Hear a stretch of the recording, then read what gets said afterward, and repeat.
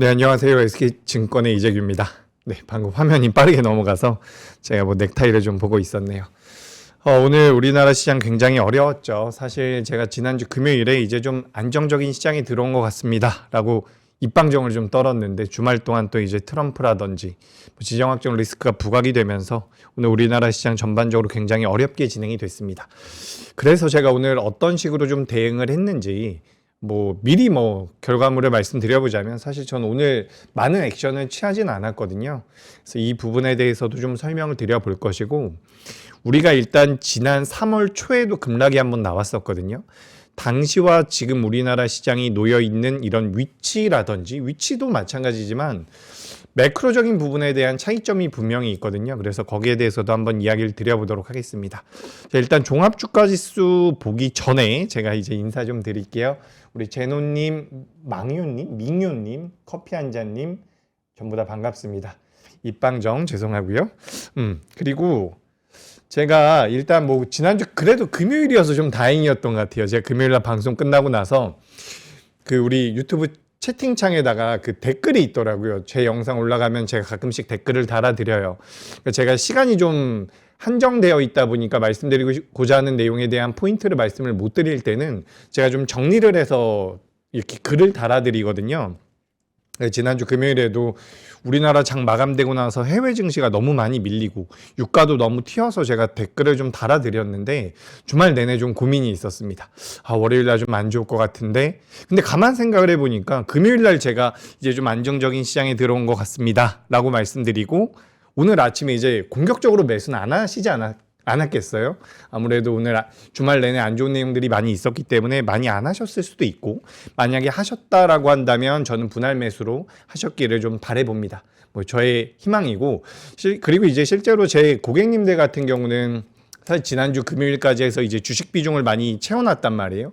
제가 현금 비중을 15%만 남겨놓은 상황인데 사실 제 개인 고객분들 같은 경우는 손실이 좀 나도 괜찮습니다. 그만큼 올해 같은 경우는 수익을 많이 만들어 놓은 상태이기 때문에 저는 괜찮은데 여러분들께서 지난주 금요일에 제 말씀 듣고 오늘 장 초반에 너무 공격적으로는 매매를 하지 않으셨길 바랍니다.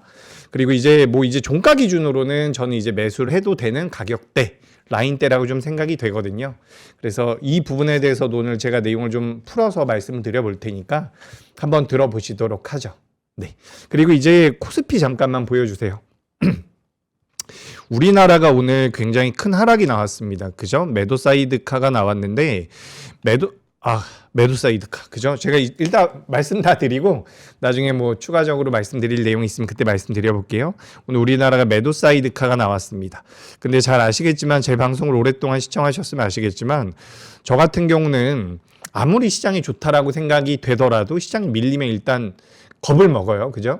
겁을 먹는다라는 게 무조건 매도하고 도망간다라는 의미가 아니라 다음 날에 혹은 이번 주 중에 제가 생각했었던 그런 수치라든지 지수라든지 이런 자리가 회복이 되지 않으면 그때는 비중 조절을 좀 한다라는 관점으로 보시면 좋을 것 같거든요. 근데 여기 한번 보세요. 저 같은 경우는 이제 이런 식으로 하락이 나올 때는 굉장히 좀 겁을 먹어요. 여기서도 우리가 좀 조심해야 될 것 같습니다. 여기서도 조심해야 될 것 같습니다. 이런 말씀들을 많이 드리거든요. 근데 사실 오늘은 조금 당시와는 다른 모습입니다. 왜냐하면 우리가 이 앞전의 하락 같은 경우는 잘 올라가다가 갑자기 나온 하락이고, 지금 이번에 나온 하락 같은 경우는 크게 올라오다가 조정받고 다시 한번 밀린 두 번째 하락 자리거든요. 그러니까 지금은 어떻게 보면 요 자리를 이탈하지 않으면 여기 요 구간에서 우리가 매수로 어떻게 보면 대응을 할 수 있는 그런 구간이라고 보시면 좋을 것 같습니다. 그러니까 요 앞전에는 우리가 밸류 기준으로 봤을 때는 방금 김장렬 본부장님이 지나가셨습니다. 밸류 기준으로 본다면 이 앞전의 자리도 우리가 매수를 해야 되는 자리는 맞지만 이 수급이라는 것이 굉장히 무섭기 때문에 올라갈 땐 좀 더 올라가고 빠질 땐 더 많이 밀리는 경향이 있거든요. 그래서 여기서 이제 쭉쭉쭉 밀려 내려갈 수 있다라고 생각이 돼서 우려를 했었던 상황인데, 그게 그러니까 이제 첫 번째 하락 때에는 그런 고민을 했다라는 거죠. 근데 지금 같은 경우는 우리가 어떻게 보면은 지난번에 나와줬었던 저점대가 있지 않습니까? 그래서 이 자리를 이탈하지 않는다라고 하면 이런 구간 같은 경우는 우리가 매수를 할 수 있는 구간에 놓여 있다라는 거죠. 그래서 사실 저는 오늘 너무 많이 걱정하진 않았어요. 너무 많이 걱정하진 않았고, 다만 우리가 조금 신경을 써야 되는 게 뭐냐면 지금 우리나라 코스피가 6.49% 하락이 나왔거든요. 지금 일본이라든지 다른 나라 증시 같은 경우도 하락이 나왔지만 우리가 거의 2배 정도 하락이 나왔습니다.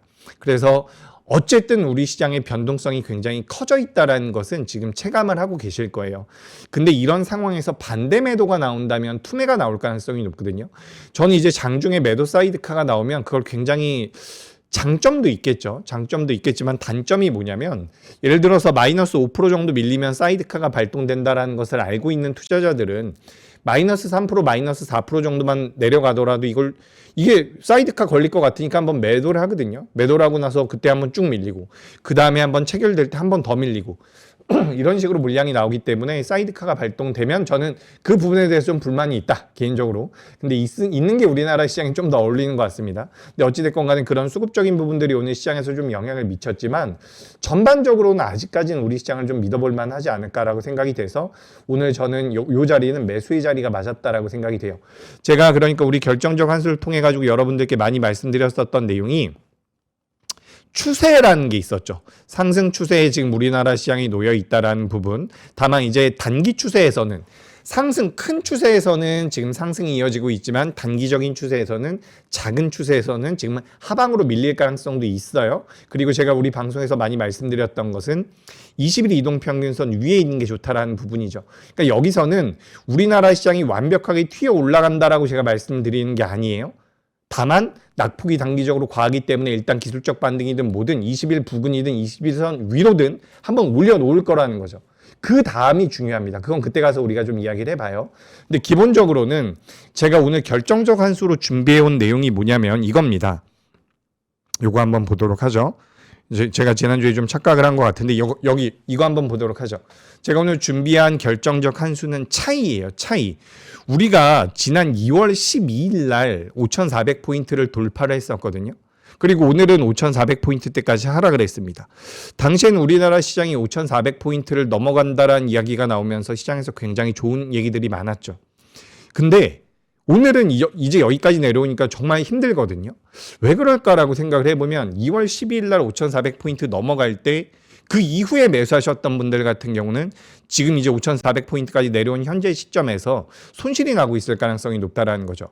만약에 작년부터 종목을 끌고 오셨던 분들이라고 한다면 오늘 밀려 내려왔어도 그 손실률 자체는 많이 크지가 않을 거예요. 근데 뭐 제가 현실적으로 말씀드립니다. 지금 우리 방송 시청하시는 대다수의 시청자분들 같은 경우는 지금 만약에 5%, 10% 정도의 손실이 나고 있다라고 한다면 최근에 매수하셨을 가능성이 굉장히 높겠죠. 저 같은 경우도 지난주 금요일에 매수했었던 기업들 같은 경우는 오늘 기준으로 봤을 때 마이너스 3%, 마이너스 4% 정도까지 손실폭이 좀 커진 것 같아요. 다만 저는 그 앞전에 매수해 놓은 종목들이 수익이 좀 나와 있는 상태이기 때문에 전체적인 계좌는 뭐 오늘은 타격이 좀 있었지만 작년부터 이제 이어져 왔었던 요 계좌 수익률 같은 경우는 유지가 되고 있다라는 부분이죠. 근데 중요한 것은 이거예요. 지금 같은 종합주가지수에 놓여 있는데 왜 그때는 좋았고 지금은 안 좋을까? 여기에 대한 고민을 우리가 좀 해볼 필요가 있을 것 같거든요. 그래서 제가 오늘은 차이라고 준비를 했고 여러분 여기서 우리가 차이라고 하는 것은 수치에 대한 부분도 있지만 이 수치가 더 뭐라고 말씀드려야 될까요? 일단은 제가 시장 정리하고 나서 말씀드리도록 하겠습니다. 그리고 제가 우리 종목들 되게 많이 궁금해 하시더라고요. 그래서 가끔씩 이제 종목도 많이 말씀드릴 테니까 방송에 항상 집중해 주시면 좋겠습니다. 자, 일단 미증시 쭉쭉 보면서 진행을 해 볼게요. 미국 같은 경우는 마이너스 0.9%. 아니, 미국 증시 마이너스 0.9% 밀렸는데 우리나라 시장 왜 이렇게 많이 밀렸어요? 그죠? 나스닥 마이너스 2%, S&P 500은 1.5% 밀렸습니다. WTI가 지금은 100달러를 넘어갔습니다. 달러 인덱스도 좀 올라왔는데 원화가 달러 원 환율 같은 경우도 지금 1,510원을 넘어서고 있는 부분이죠. 근데 요거는 새벽에 마감됐을 때 상황이라고 보시면 돼요. 지난주에. 그래서 미국 같은 경우도 이제 하락이 나왔죠. 근데 미국이 저는 좀 문제라고 생각이 돼요. 미국이 좀 문제라고 생각이 돼요. 이거 좀 이따 말씀드릴게요. 그리고 이제 우리나라 같은 경우는 마이너스 6.49%, 마이너스 5.56% 마무리가 됐고요. 이게 이제 가장 뼈아프죠. 제가 지난주 금요일 날 이런 말씀을 드렸어요. 그래도 이제 좀 좋다라고 생각을 하는 이유가 뭐냐면 일부 종목만 올라가는 게 아니라 상승 종목 수가 많아지고 있기 때문에 좋을 것 같습니다. 좋을 수 있을 겁니다. 개인 투자자분들께서 체감상 좋을 겁니다라는 말씀 드렸는데 오늘은 상승 종목이 50종목, 하락 종목이 860종목 이런 식으로 진행이 됐습니다. 대부분 다 많이 밀렸다라는 거죠. 그래서 오늘 코스피 같은 경우는 매도 사이드카가 나오면서 계속해서 좀 낙폭이 나왔습니다. 우리 방송에서 5,600포인트 중요하다라는 이야기, 뭐 20일 이동평균선 중요하다라는 이야기 많이 했는데 오늘은 5,400까지 내려왔어요. 그래서 이제 기술적으로는 저는 부담을 느끼는 자리고 여기가 완벽하게 치고 나갈 수 있는 추세를 완전히 상방으로 만들어 놓은 자리라고는 말씀을 못 드립니다. 하지만 단기적으로는 요 낙폭이 저는 조금 과하다라고 생각이 되거든요. 거기에 대한 명분은 제가 조금 이따 말씀드릴게요. 결정적 한 수가 오늘 차이잖아요. 요 차이에 대해서 말씀드려볼 테니까 그 부분에 대해서 한번 계속해서 들어보시면 될 것 같습니다.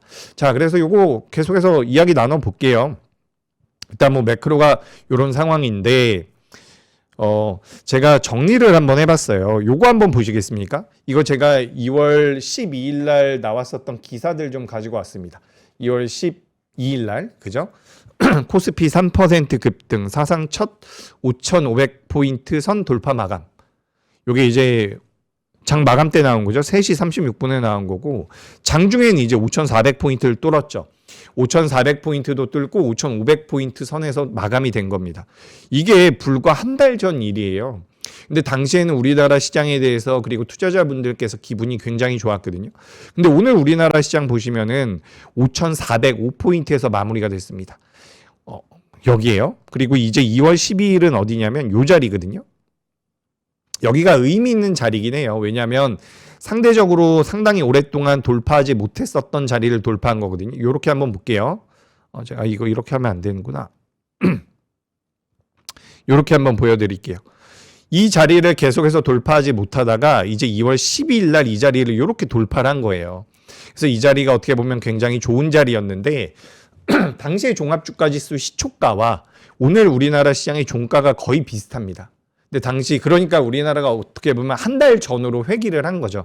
한 달하고 한 열흘 정도 전으로 지금 돌아온 상황인데 당시와 지금 우리나라 시장과 글로벌 시장에 대해서 차이점이 몇 가지가 있어요. 긍정적인 차이점도 있고요. 뭐 부정적인 차이점도 있겠죠. 그래서 당시에는 좋았는데 오늘은 좀 안 좋아요. 근데 이게 심리적인 건지 수치적인 건지 수치로서 우리가 이걸 치환할 수 있는지에 대해서 같이 한번 이야기를 나눠보면 좋을 것 같습니다. 그래서 어쨌든 뭐 2월 12일 날 나왔었던 기사를 뭐 한 달 반 만에 한번 준비를 해봤어요. 당시엔 좋았는데 오늘은 참 힘들다. 그래서 제가 이렇게 막 부랴부랴 타이핑을 해봤는데 이 좌측에 있는 거, 그죠? 환율이 1,440원대, 62달러, 고객 예탁금, 신용 잔고, 미국의 10년물 국채금리 이런 게 있어요. 자, 환율은 굉장히 많이 올랐죠. 당시보다 60원, 70원이 올랐어요. 당시보다 5%가 올라왔기 때문에 우리한테 부담이 되는 건 맞습니다. 부담이 되는 건 맞아요. 그리고 유가 같은 경우도 어때요? 62달러에서 지금 101달러까지 올라갔기 때문에 이것도 역시 부담이 되는 게 맞죠. 굉장히 부담이 되는 부분이고. 근데 이제 고객 예탁금 같은 경우는 위에 거 두 개는 좀 부담이 되고 요거 제가 이렇게 글을 쓰면은 그 다음에 어떻게 해야 되는지 잘 모르겠더라고요. 요건 좀 안 좋은 거고 요것도 좀 안 좋은 거고 안 좋다라고 표현하기는 좀 애매한데 어쨌든 고객 예탁금 같은 경우 늘어난 부분들이 좋죠. 그리고 신용잔고는 제가 우리 방송에서 몇 차례 말씀드렸던 것 같아요. 신용잔고가 지금 절대적인 수치 자체는 크지만 고객 예탁금이 늘어나는 속도라든지 우리나라 뭐 삼성전자, SK하이닉스의 시가총액을 고려를 해보면 신용잔고는 비정상적인 거라고 전 생각이 안 되거든요. 물론 근데 그건 있습니다, 여러분. 우리가 고객 예탁금이 엄청나게 늘었는데 신용을 사용하시는 분들은 또 특정되어 있어요. 그러니까 고객 예탁금이 100처럼 늘면 그에 비례해서 신용잔고를 사용하는 투자자가 100처럼 느는 건 아니에요. 그래서 그 부분을 우리가 고려해보면 신용잔고가 좀 늘어난 부분들도 있긴 하지만 뭐 단순하게 보세요. 고객 예탁금이 100조에서 115조면 플러스 15%가 올라온 거잖아요. 근데 이제 뭐 31조에서 15% 올라오면 35조는 나와야 될 것 같습니다. 그래서 우리가 신용잔고가 늘어난 부분은 맞지만 너무 부담을 느낄 만한 상황은 아니다. 그래서 요거 두 개는 그렇게 나쁜 것 같지 않고 요거 두 개는 살짝 부담이 된다라는 거죠. 우리나라가 앞전에 같은 종합주가지수 위치에 놓여 있을 때랑 지금을 비교하는 겁니다. 물론 가장 크게 비교해야 되는 부분은 지정학적 리스크겠죠. 하지만 그런 부분들이 유가와 환율에 반영이 되고 있다는 거고 이 부분들이 장기화된다라고 한다면 물가를 자극을 시켜가지고 지금 페드워치 기준으로 제가 자료도 준비해 놨는데 페드워치 기준으로 올해 금리 인상 가능성이 높아졌어요. 참 어이가 없죠. 그래서 이제 금리 인상에 대한 부분 제가 그리고 지난주 금요일에 그런 말씀도 드렸어요. 금리 인상의 가능성에 대해서 이야기가 나오기 시작을 했기 때문에 이런 자리에서 만약 제약바이오가 밀리지 않는다면 제약바이오는 업종 자체가 저점을 잡을 가능성이 높습니다라는 말씀 드렸거든요. 근데 오늘 제약바이오가 전반적으로 안 좋았어요. 그렇다라고 한다면 좀 더 봐야겠죠. 좀 더 보면서 금리 인상에 대해서 이야기가 계속 나옴에도 불구하고 제약바이오가 밀리지 않는다라고 한다면 그때는 제약바이오가 매매할 수 있는 적기가 될 수도 있습니다. 이런 부분들은 사실 제가 여기 이제 제가 이런 부분들은 옆에 붙어서 가르쳐 드릴 수가 없는 부분이라서 항상 방송을 하거나 이런 주제를 가지고 이야기를 할 때 그때그때 조금씩 풀어드리긴 하거든요. 근데 저도 가끔씩은 되게 안타까운 경험이 있더라고요. 안타까운 경우가 있더라고요. 그래서 제가 이렇게 말씀드리는 내용들도 어떻게 보면 이게 주제를 잡고서 제가 강의를 하고 결정적 한 수에 대해서 준비를 해서 말씀을 드리는 것보다 제가 그냥 이렇게 지나가다가 한두 마디씩 하는 내용들이 실제로 매매하실 땐 더 도움이 될 수도 있으니까 잘 들어보시면 도움이 될 겁니다. 그리고 추가적으로 이제 마지막에 미국의 10년물 국채금리가 4.1%에서 4.4%까지 뛰었어요. 미국의 국채금리가 뛴다라는 것은 그냥 단순하게 이거 되게 헷갈려요. 그죠? 국채 가격이 내려간다라는 뜻인데 국채 가격이 올라간다라는 뜻은 내려간다는 뜻으로도 볼 수가 있는데 단순하게 생각해 보세요. 내가 미국의 10년물 국채금리를 샀는데 이자를 4.4%를 줘요. 그럼 주식 투자할 이유가 별로 없다라는 거죠. 안전자산인데 금리를 많이 주니까. 금리가 많이 올라가면 증시에는 부담이 된다라고 보시면 좋거든요. 근데 기본적으로 여기서 우리가 이제 한 단계 더 고민을 해야 돼요. 지금 제가 화면에 적어놓은 숫자는 굉장히 절대적인 수치잖아요. 뭐 1440원에서 1510원, 뭐 62달러에서 101달러 이렇게 되어 있는데 차이가 있잖아요. 그죠? 이거 어떻게 지우죠? 제가 한번 지워볼게요. 지워지지가 않네. 잉크 주석을 유지하지 않겠습니다. 이렇게 지워졌다. 자, 여기서 다시 한번 우리가 생각을 해봐요. 그러면 뭘 생각해 볼 필요가 있냐면 이걸 생각해 봐야죠. 자, 그러면 이 1510원대에서 차이가 더 벌어질까에 대한 고민이 필요한 거예요. 지금은 이제 2월 12일보다 오늘 수치는 부담스럽잖아요. 근데 여기서 우리가 1,550원에 갈 것인지 1,600원에 갈 것인지 이런 고민이 필요하다라는 거죠. 만약에 여기서 차이 자체가 늘어나지 않는다라고 한다면 2월 12일보다는 지금 안 좋지만 더 나빠질 이유는 없다라는 거죠. 그죠? 그래서 우리가 지금 환율이 올라가는 데는 여러 가지 분석이 있어요. 물론 달러 강세에 대한 부분도 있지만 달러 강세가 그렇게 강하게 진행되고 있지는 않거든요. 그래서 원화 약세라고도 볼 수가 있는데 뭐 제가 지난 시간에 말씀드렸던 것처럼 서학개미도 많이 있고요. 추가적으로 굉장히 큰 자금들이 해외에 머물러 있는 게 있어요. 그게 뭐냐면 지금 우리나라 반도체 기업들이라든지 자동차 기업들이라든지 해외에서 달러를 많이 벌어들이고 있는 기업들이 있죠. 이런 기업들 같은 경우는 기본적으로 미국에다가 재투자를 하기 위해서 달러를 보유를 하고 있는 부분들이 있거든요. 그렇기 때문에 그 자금들이 국내로 들어오지 않다 보니까 환율이 많이 안 내려온다라고 생각이 돼요. 최근 뭐 2주 동안 4주 동안은 조금 다르겠지만 작년부터 올해까지 넘어오는 과정에서 환율이 강세를 보였었던, 그러니까 환율이 강세라는 것은 원화가 약세라는 거예요. 환율이 올라가는 것은 원화가 약세니까. 근데 원화 약세라든지 엔화도 약세였거든요. 근데 이 약세를 보였었던 국가들의 통화의 공통점은 전부 다 대미 투자가 많은 국가들이었습니다. 그러니까 달러를 많이 보유하고 있었던 국가들이 많다라는 거거든요. 그래서 환율이 올라와 있는 부분들은 부담이 되고 부담이 분명히 되겠죠. 하지만 우리가 구조적으로 이 부분들이 더 벌어질 것이냐, 환율이 더 올라갈 것이냐라고 한다면 저는 제한적일 가능성이 있다라고 생각이 돼요. 그래서 1번에서는 차이가 있지만 그 차이가 더 악화될 가능성은 낮다라고 보는 거죠. 그리고 제가 오늘 여러분들께 RIA 계좌에 대해서 좀 말씀을 드리고 싶었는데 이거 국내 복귀 계좌예요. 복귀 계좌. 요거 이제 오늘부터 증권사들에서 상품을 내놨거든요.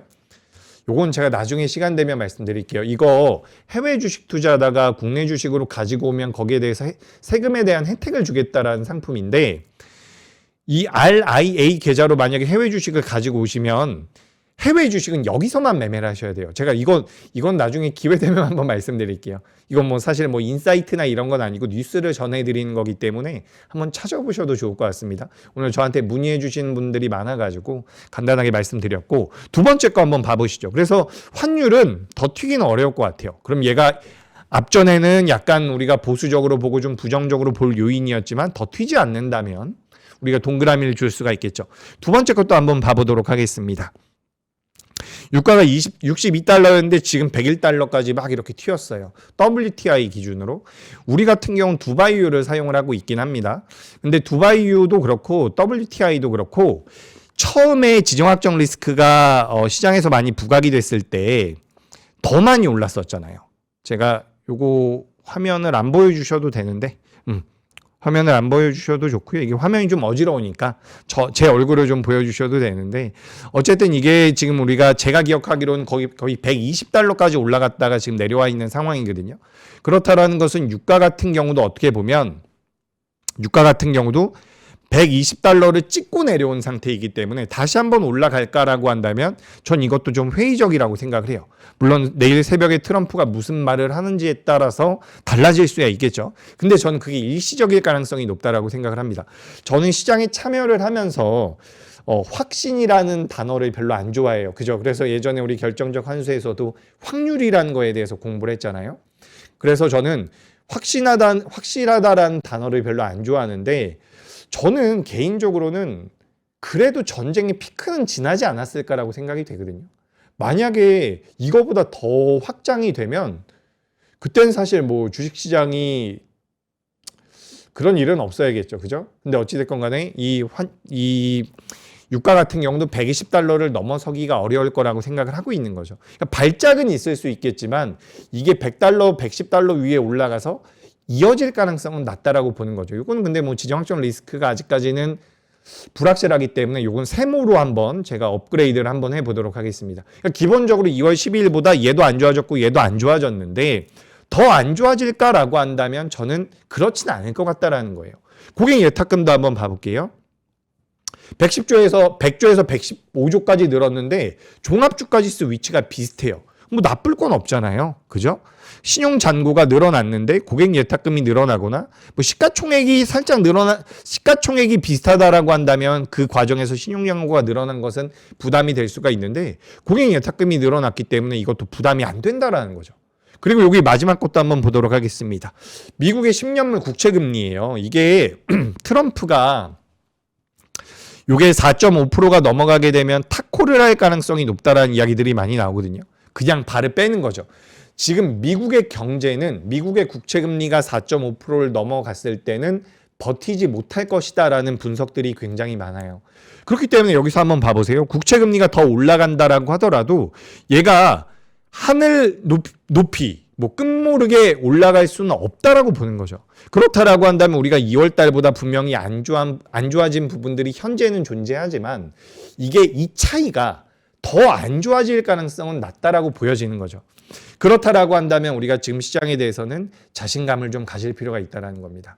제가 지난주까지 계속해서 20일 이동평균선과 뭐 5일 이동평균선에 대해서 말씀드렸고 그 부분에 대해서 이게 지금 달려갈 만한 시장은 아닙니다라고 말씀드리다가 20일 이평선 위로 올라갔을 땐 좀 안정적으로 갈 수 있습니다라고 말씀드렸죠. 근데 주말 동안 이 내용들이 제가 틀렸어요. 그죠? 제가 틀려가지고 주가가 밀려 내려왔는데 여기서 또 우리가 냉정하게 생각을 해보자는 거죠.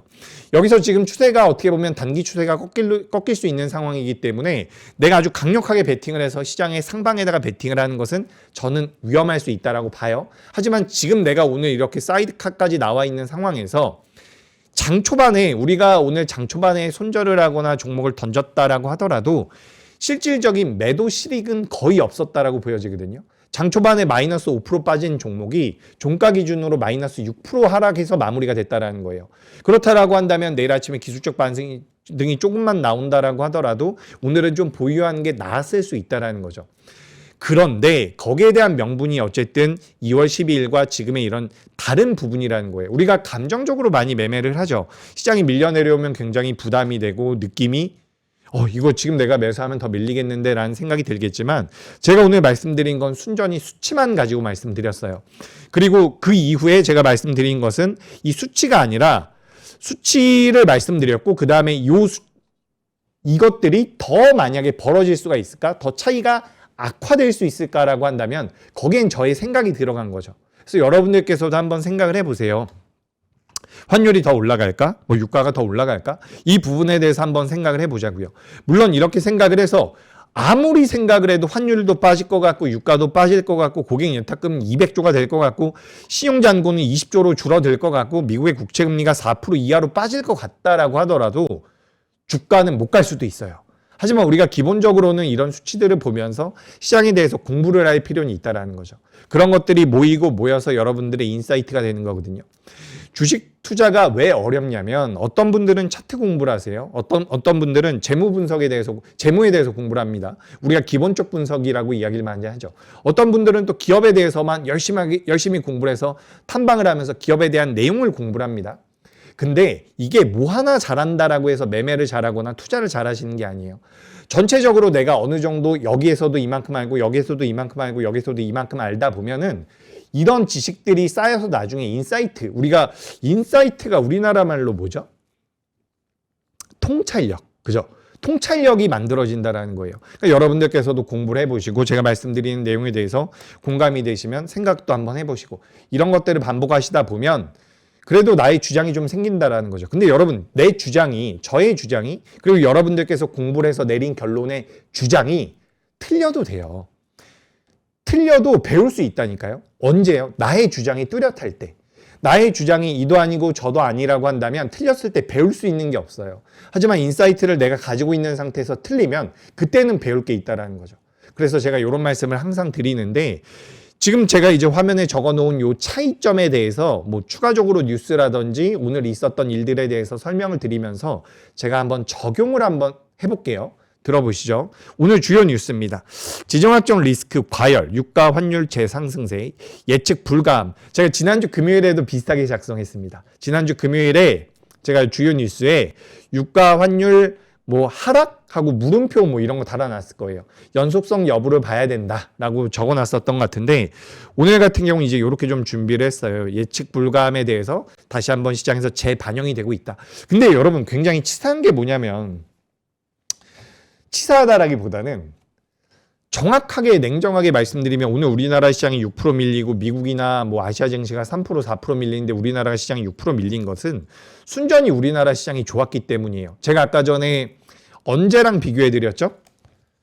2월 12일. 우리나라 2월 12일과 오늘 주가가 종합주가지수 기준으로 거의 비슷해요. 2월 12일과 지난주 금요일의 미증시는 제가 아까 적어오진 못했는데 제가 수치상으로 봤을 때 다우존스는 마이너스 7%, 8%, S&P 500은 마이너스 10% 정도 수준이거든요. 그러니까 지난 2월 12일보다 우리나라 시장은 거의 같은 자리라고 한다면 미증시는 7%에서 10% 정도 빠져 있다라는 거예요. 그래서 제가 아까 서두에도 미증시가 좀 더 위험할 것 같습니다라고 말씀드린 거고 저도 이제 지난주 중순쯤에는 미증시가 이제 좀 버텨줄 것 같습니다라고 했는데 일단 거기가 깨졌거든요. 그래서 여기 이거 넣어야겠다. 여기 6번에 여러분 제가 미증시 넣어야 될 것 같아요. 미증시는 지금 어떻게 보면 마이너스 요인이거든요. 여기 5번 밑에 6번에 미증시 넣어야 될 것 같아요. 이거는 마이너스 요인입니다.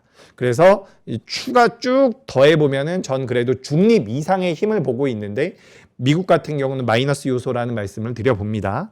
그래서 뭐 제가 무슨 얘기하다가 이렇게 넘어왔는지 모르겠는데 추가적으로 진행을 해보죠. 자, 일단 지정학적 리스크가 과열이 되고 있다는 부분들 말씀을 드렸고 그리고 이것도 마찬가지죠. 트럼프가 48시간 통첩 국제유가 상승을 했다라는 부분인데 이 부분은 내일 아침에 나올 거죠. 이란이 이제 경고에 단호히 맞설 것 이런 내용들 나오면서 유가가 많이 튀었고 환율도 많이 튀었습니다. 근데 유가는 처음에 전쟁 발발하고 나서 튀었을 때보다는 지금 안 올라갔어요. 환율은 넘어갔고 그래서 이 두 개에 대한 차이점은 살짝 있는데 유가가 일단 안정이 돼야 돼요. 유가가 안정이 돼야 된다라는 말씀 드립니다. 안정이 된다라는 것은 여러분 배럴당 90달러, 80달러 이렇게 빠진다라는 얘기가 아니에요. 제가 판단했을 때는 안 빠질 거예요. 빠져봐야 90달러 위에서 놀 가능성이 높거든요. 근데 내려와서 거기서 멈춰주면 돼요. 다시 안 튀고. 그 정도만 되더라도 시장은 안정을 찾을 가능성이 높습니다. 그리고 이것도 마찬가지고요. 이거 시간이 너무 재밌어가지고 준비를 해봤습니다. 내일 아침에 8시 44분 이렇게 보시면 좋을 것 같고, 제가 아무래도 그래도 좀 생생한 내용들을 전해드리기 위해서 이렇게 방송하면서도 가끔씩 수치를 좀 따져보는데, 뭐 지금 해외 증시는 특별한 건 없는 것 같습니다. 뭐 지수 선물 기준으로 마이너스 0.7% 이 정도 하락을 하고 있는 것 같네요. 그래서 지난주까지는 우리가 유가에 대해서 많이 공부를 했었고, 유가가 많이 부족하다, 이런 내용들에 대해서 이야기를 많이 했었는데, 오늘 같은 경우는 또 요거는 이제 그냥 한번 보세요. 뭐 우리나라가 유가가 많이 필요하다라는 거고, 브렌트유가 많이 올라갔다라는 이야기고, 그리고 여기는 이제 러시아 우크라이나 전쟁 때와 유가 흐름이 어떻게 만들어졌는지 그 부분에 대한 내용인데, 어쨌든 뭐 미국과 이란 전쟁 같은 경우도 여기서 지금 한번 꺾일 수 있다라는 부분이죠. 근데 이거는 사실 저는 그렇게 신뢰도가 높진 않다라고 생각을 해요. 왜냐하면 뭐 전쟁이 더 길어질 수도 있는 거고, 러시아 우크라이나 전쟁보다 더 많은 영향을 미칠 수도 있는 거니까. 그래서 뭐 미국은 뭐 이란을 공격하겠다라고 하고 있고, 이란 같은 경우는 비대칭 전력이라고 이야기를 많이 하죠. 중동 국가들의 담수화 시설을 공격하겠다, 뭐 이런 내용들이 나오고 있으니까 이건 좀 봐야 될 것 같고, 다만 우리가 오늘 같은 경우는 LNG 쪽에 대한 이야기가 더 많았던 것 같아요. 물론 지난주에도 카타르 LNG 쪽에 대한 이야기들을 많이 했는데, 지금 유가와 LNG 쪽에 대한 이슈들이 너무 강하게 시장에서 형성이 되고 있는 것 같거든요. 그래서 에너지원에 대한 관심도는 이어질 가능성이 높다라는 말씀을 드립니다. 유럽의 가스 같은 경우도 재차 상승을 하고 있는데, 아까 전에 유가 보셨던 거랑 비슷하죠. 러시아 우크라이나 전쟁 때는 연한 회색선처럼 움직임이 나왔다라고 한다면, 이번에는 이렇게 움직임이 나왔다라고 보시면 좋을 것 같아요.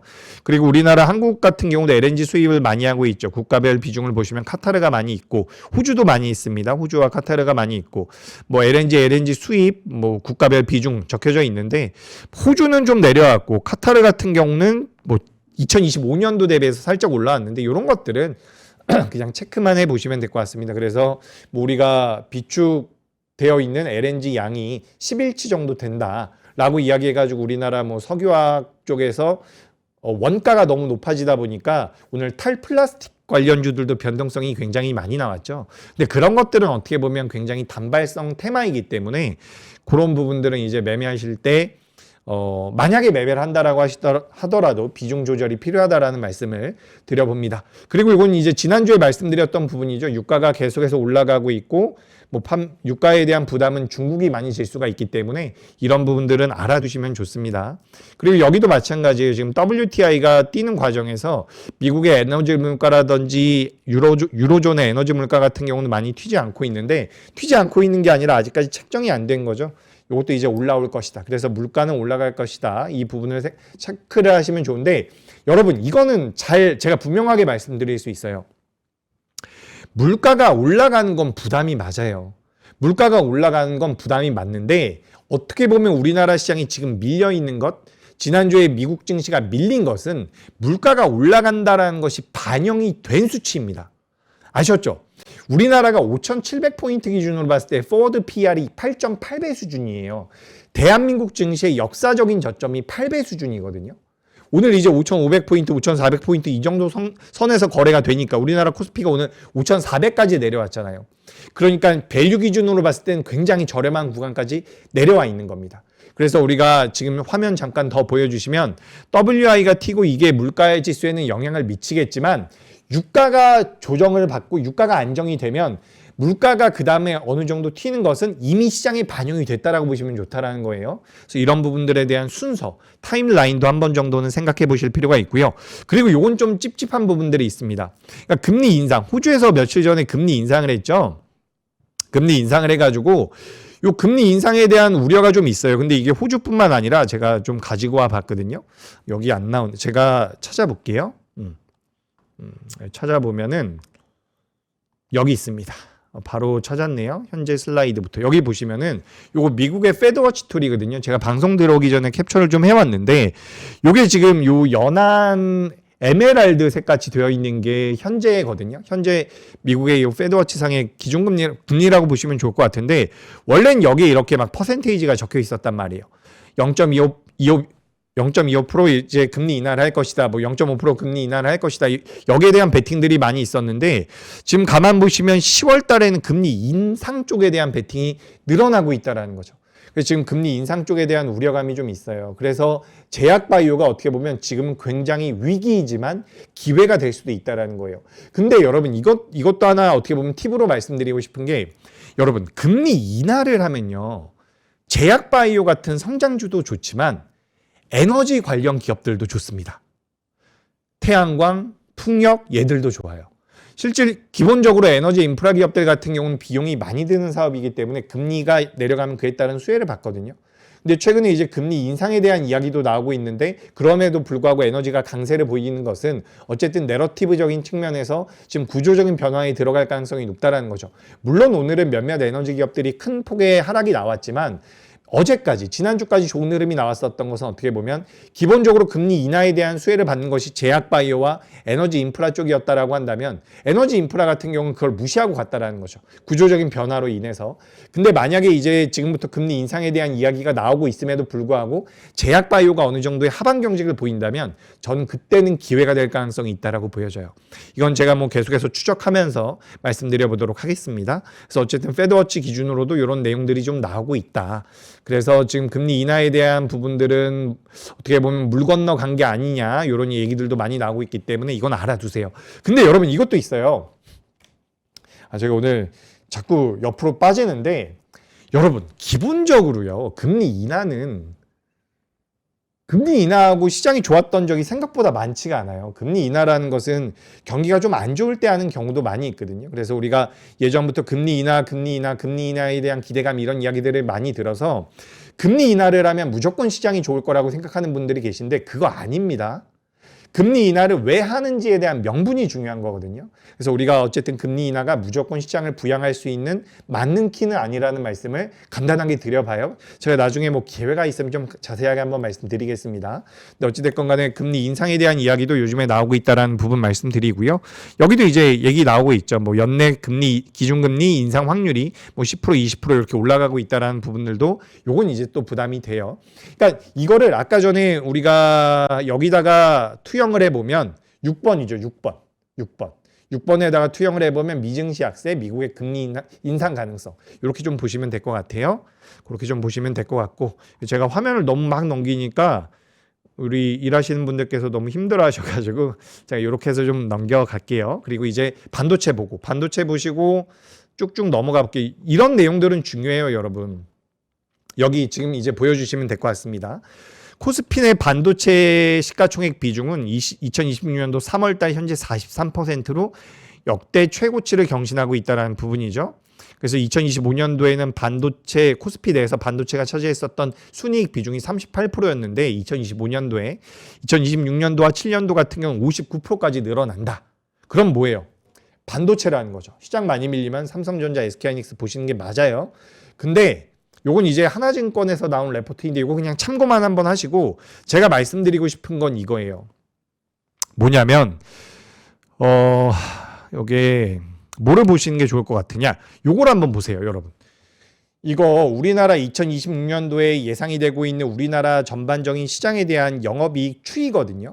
여기 보시면 지금 요 미래에셋에서 나온 자료인데 이거 너무 좋더라고요. 전 한번 찾아서 보셨으면 좋겠는데, 2026년도에 여기 제가 마우스 빙글빙글 돌리고 있는데 우리나라 영업이익이 얼마예요? 609조죠. 607조. 그리고 밑에 있는 게 364조인데 이게 반도체 업종이라는 거예요. 607조에서 364조 빼면 얼마입니까? 243조거든요. 243조? 맞죠? 243조. 243조가 어디서 나오는 거예요? 반도체 외 업종에서 나오는 거예요. 반도체 외 업종에서 얼마라고요? 243조. 근데 2025년도에는 282에서 88 빼면 얼마예요? 제가 갑자기 산수 공부를 하고 있는데 194조죠. 194조. 그러니까 2025년도에는 194조가 반도체 외에서 나온 영업이익이고 2026년도에는 243조가 반도체 외에서 나오는 거예요. 그러면 194조에서 243조가 되는 거거든요. 반도체 외 업종에서. 그럼 50조가 올라오는 거잖아요. 그러면 반도체 외 업종에서 2025년도 대비 2026년도의 영업이익은 대략 계산을 해봤을 때 25% 정도가 올라오는 거예요. 그러면 작년부터 올해까지 반도체 외의 업종 중에서 25% 정도의 주가 상승이 나온 기업들 같은 경우는 밸류 정도만 올라왔다라는 거죠. 오버슈팅이 나왔다라고는 볼 수 없는 부분이거든요. 그래서 작년 말과 올해 초의 주가 흐름을 한번 본인이 보유하고 계신 종목이 있다라고 한다면 이런 것들 한번 대입을 한번 해보시면 그것도 재밌을 것 같고요. 그래서 우리가 반도체 외의 업종들도 영업이익은 올라온다라는 부분 말씀드립니다. 그리고 이제 제가 걱정이 되는 건 요거죠, 사실. 2025년도에서 2026년도에는 정말 가파르게 올랐는데 2026년도에서 7년도로 갈 때는 에게 요거밖에 안 올라가라고 생각이 될 정도로 영업이익률이 많이 안 올라가죠. 영업이익이 많이 안 올라가죠. 그러니까 주가가 올해 중순이나 올해 3분기 때는 단기적으로 리스크 관리가 필요할 수 있다는 거예요. 물론 지금부터 미증시가 좀 약세를 보이고 환율과 유가가 잡히지 않음으로써 우리나라 시장이 지지부진하다가 정신 차려보면 5월달, 6월달 돼 있을 수도 있어요. 그게 가장 안 좋은 시나리오겠죠. 근데 저는 개인적으로 이번에 좀 내일 무언가 결판이 나서 제자리로 좀 돌아오고 시세가 좀 더 나왔으면 좋겠거든요. 나올 가능성이 있다라고 보거든요. 근데 우리가 그래도 좀 경계를 해야 되는 부분은 올해 6월달과 7월달 같은 경우는 단기적으로 이제 꺾일 수도 있다라는 우려를 걱정이라기보다는 준비를 우리가 좀 할 수 있다라는 말씀을 드려봅니다. 그래서 이제 반도체에 대한 말씀도 많이 드렸던 것 같아요. 그래서 반도체 이야기도 많이 말씀드렸고, 그리고 오늘 뭐 우리나라 시장에서 부각됐었던 내용들이죠. 에너지 관련주들. 아까 보니까 뭐 많이 밀린 기업들은 많이 밀렸더라고요. 한화솔루션 같은 경우도 그동안 좋은 주가 흐름 보이다가 많이 밀렸고, 오늘 뭐 마이너스 10% 이런 식으로 밀렸고, 그동안 이제 에너지와 엮이면서 좋은 흐름이 나왔던 SK 이터닉스 같은 경우도 많이 밀렸는데, 지금부터는 여러분들께서는 내재 가치가 있고 3월달, 4월달 지금 여러분들께서 보유하고 계신 종목 중에서 혹시나 감사보고서가 안 나오는 기업이 있으면 잘 추이를 따져보세요. 감사보고서 꼭 나와야 됩니다. 감사보고서 안 나오는 기업들은 지양하시고요. 그래서 우리가 지금 어쨌든 저는 시장이 다시 한번 대반등을 줄 가능성이 있다라고 보여지기 때문에 지금은 조금 이제 종목들을 추려보실 필요가 있지 않을까. 내재 가치가 있는 3월달과 4월달에 실적 발표가 나왔는데 내재 가치가 좋은 기업들 위주로서 한번 분석을 해보시고, 지난주에 오늘은 이제 APR 급락 나왔죠. APR 많이 밀렸는데 이제 화장품주들이 좀 반등을 하고 있는 것 같아요. 뭐 한국콜마라든지 몇몇 기업들이 반등이 나오고 있는데 실적이 나오는 기업들 위주로 한번 체크를 해보시면 좋을 것 같습니다. 그래서 어찌됐건 간에 에너지 간단하게 말씀드렸고, 탈플라스틱 같은 경우는 석유화학 제품의 가격 급등에 따라서 이제 탈플라스틱 종목군들이 강세를 보였다라는 부분들, 지정학적 리스크 관련돼서 에너지 관련주들 주가의 변동성 좋았고요. 뭐 화장품 같은 경우도 제가 좀 넣어놔 봤습니다. 그동안 시장에서 많이 관심이 없었기 때문에, 관심이 없었지만 실적이 나오는 섹터이기 때문에 제가 말씀을 드려요. 그리고 이것도 하나 말씀드려볼게요. 우리 여러분 그 원전 많이 이야기했었죠. 태양광도 많이 이야기했었는데 풍력이 지난주부터 좋은 모습이 나왔잖아요. CS윈드라든지 동국 SNC 같은 경우, SK 오션플랜트도 마찬가지고요. 좋은 주가 흐름이 나왔는데 요게 나왔더라고요.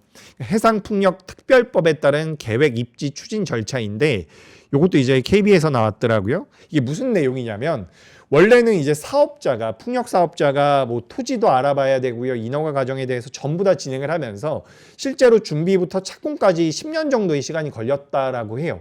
굉장히 오래 걸리는 거죠. 수익이 언제 나오는지 알 수가 없었던 그 정도의 사업 구조를 가지고 있었는데, 지금 이제 정부에서 정책적으로 전부 다 준비를 해놓고 입찰을 맡기는 형태로 진행이 될 것이다라는 이야기가 나오고 있거든요. 그렇다라고 한다면 풍력주들 같은 경우도 상대적으로 많이 못 움직였었던 부분들도 있기 때문에 시장에선 다시 한번 부각될 가능성이 있지 않을까라고 생각이 돼서 풍력 쪽에 대해서도 우리가 관심을 좀 더 이어가 보자라는 말씀을 드립니다. 그래서 이제 이런 내용들이 있었고, 그리고 제약바이오는 아까 전에 말씀드렸던 것처럼 금리 인상에 대한 내용이 나옴에도 불구하고 하방 경직이 나올 땐 보셔야 돼요. 요건 이제 특허 만료 위험에 따른 제가 이것도 좀 더 자세하게 설명을 드리고 싶은데, 우리가 특허 만료 이런 이야기 많이 들어보셨죠. 근데 이게 만료 정도가 아니라 그냥 특허 절벽이라고 표현을 하거든요. 그렇기 때문에 바이오 플랫폼 기업들 같은 경우는 보셔야 돼요. 전 보셔야 된다라고 보니까 이 부분도 한번 말씀을 드려봅니다. 여기까지 말씀드리니까 또 시간이 다 됐네요. 아이고, 시간이 참 부족합니다. 그죠? 미국과 중국이 전투함을 많이 보유하고 있다라는 내용이고, 제가 쭉쭉 넘겨서 이제 마무리로 한번 가볼게요. 정리는 해야 되니까. 자, 여기서부터 말씀드리면서 정리를 해보겠습니다. 같은 5,400포인트예요. 지난 2월 12일과. 근데 지금은 느낌상 굉장히 달라요. 그래서 아까 전에 제가 그 차이점을 비교를 해드렸죠. 근데 중요한 것은 그 단순한 차이점이나 수치 괴리가 아니라 이 차이점이 벌어지느냐 마느냐에 대한 고민이 필요한 거거든요. 저는 이제 개인적으로는 중립 이상으로 우리나라 시장이 이 차이는 메울 가능성이 높다. 이 차이는 부정적인 게 아니라고 생각을 하고 있어요. 그래서 일단 뭐 내일은 장 초반에 반대매도 물량이 나오면 우리나라 시장 더 밀릴 거예요. 반대매도 내일 나올 것 같거든요. 제가 봤을 때는. 근데 내일 장 초반에 우리나라 시장이 좀 가파르게 밀리거나 투매가 나오면 그때도 저는 매수의 기회가 될 수 있다는 말씀을 드려봅니다. 차이점이 좁혀질 가능성이 높다. 차이점이 좁혀진다라기보다는 차이점이 시장에 부정적인 영향을 미칠 가능성은 낮다라는 말씀 드립니다. 그리고 우리나라 아까 전에 반도체 보여드리면서 반도체 외 업종들도 잠깐 보여드렸죠. 이들도 영업이익이 올라온다라는 거예요. 그렇게 나쁘지 않다라는 부분이죠. 중립 이상 보고 있다라는 말씀 드리면서 오늘은 이렇게 좀 마무리를 할게요. 지난주 금요일과 이번 주에 제가 좀 바뀐 것은 뭐냐면 현금을 저는 조금 마련을 했거든요. 5% 정도 마련을 했습니다. 뭐 15%에서 20% 만든 거기 때문에 큰 의미는 없을 수가 있는데 여기서 저는 현금 비중을 더 늘릴 생각은 별로 없어요. 내일이나 뭐 모레나 와서 또 한번 말씀드려 볼 테니까 여러분들께서도 오늘 되게 힘든 장에 고생 많으셨고요. 주식시장이 공부하는 대로만 가지는 않거든요.